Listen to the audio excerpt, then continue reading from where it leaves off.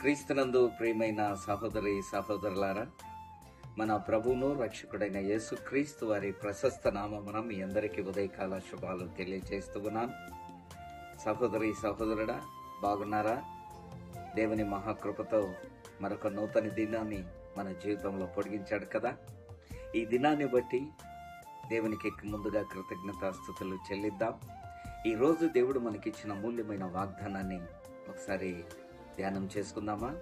దయచేసి నాతో ఏకీభవించండి. పరిశుద్ధ గ్రంథాన్ని తెరవండి. యెషయా గ్రంథం 30వ అధ్యాయము 26వ వచనం ఒకసారి మనం చదువుదాం. యెహోవా తన జనుల గాయమును కట్టి వారి దెబ్బలను బాగు చేయును. దేవుడు తన వాక్యమును మన వెనుకడిలో దీవించునుగాక. ప్రియ సహోదరి సహోదరుడా, క్రైస్తవ జీవితం సద్భక్తితో కూడిన జీవితం. సద్భక్తితో బ్రతికే వారు శ్రమను అనుభవించాలని అపోస్తలుడైన పౌలు తన పత్రికలో తెలియజేశాడు. ఈరోజు క్రైస్తవ విశ్వాసం శ్రమానుభవంలోకి వెళ్ళాలి. ఈరోజు క్రైస్తవ విశ్వాసం, ఈరోజు క్రైస్తవులముగా మనము అనేకమైన శ్రమానుభవంలో వెళుతూ ఉన్నప్పుడు అనేకమైన దెబ్బలు తగులుతూ ఉంటాయి.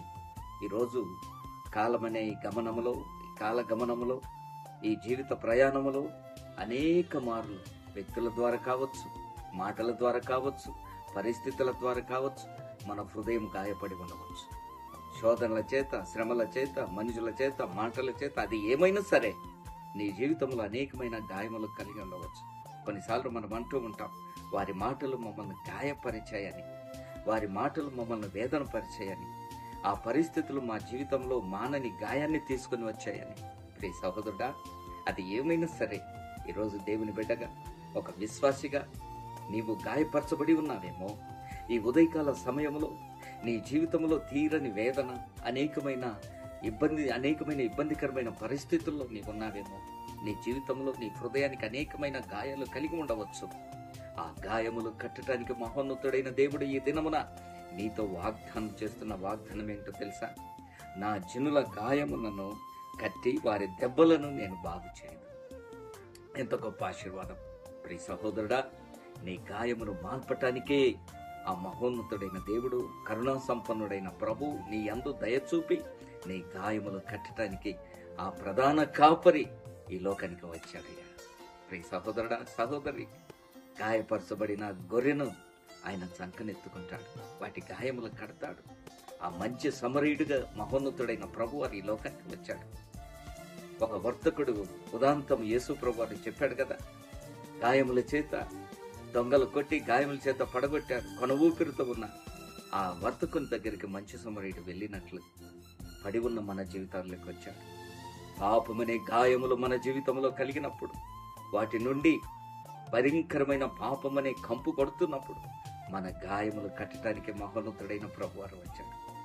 ప్రియ సహోదరుడా, ఒకవేళ నీ జీవితంలో క్రీస్తును అంగీకరించి ఉంటే, ఆధ్యాత్మిక భక్తి జీవితంలో అనేకమైన శ్రమలు కలిగి ఉంటే, అనేకమైన శ్రమల్లో గాయములు కలిగి ఉంటే, నీ గాయములు మాన్పువాడు నీ దేవుడు.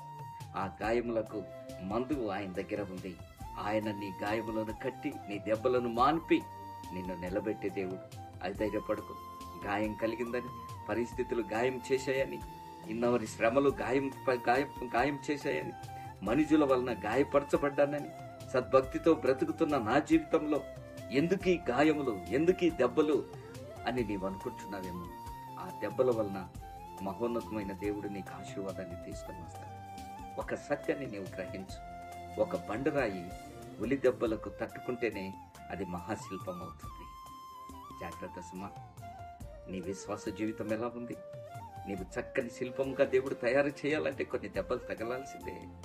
ఆ దెబ్బల వలన నీకు ఆశీర్వాదం ఉందని నీవు గ్రహించినట్లయితే ఈ దినం ప్రభు నిన్ను బలపరుస్తాడు. తలలు వంచు, నాతో కలిసి ఏకీభవించి ప్రార్థన చేసుకున్నా. పరిశుద్ధుడైన తండ్రి, మహోన్నతుడైన దేవ, ఇదిగో ఈరోజు మాకిచ్చిన అమూల్యమైన వాగ్దానం, మా గాయములను కట్టి మా దెబ్బలను మాన్పుతామని వాగ్దానం చేసిన దేవా, ఎవరైతే నీ యందు విశ్వాసం ఉంచి వారి యొక్క సద్భక్తిలో, వారి యొక్క విశ్వాస జీవితంలో ఈ కాలగమనంలో ప్రయాణము చేయుచున్నప్పుడు అనేకమైన శ్రమలు, అనేకమైన ఇబ్బందులు, వాటి వలన కలిగిన గాయముల చేత వారు మూలుగుచున్నారు. అయ్యా, మా గాయములు కట్టే దేవుడవు నాయన నీవు. ఇదిగో నాయనా, మా గాయములను మాన్పి మమ్మల్ని నిలబెట్టుమని, విత్తబడిన వాక్యాన్ని నీరు కట్టి ఫలింపు చేయమని నజరేయుడైన యేసయ్య నామమున అడుగుచున్నాము తండ్రి. ఆమేన్. God bless you. ప్రభు నిన్ను దీవించునుగాక.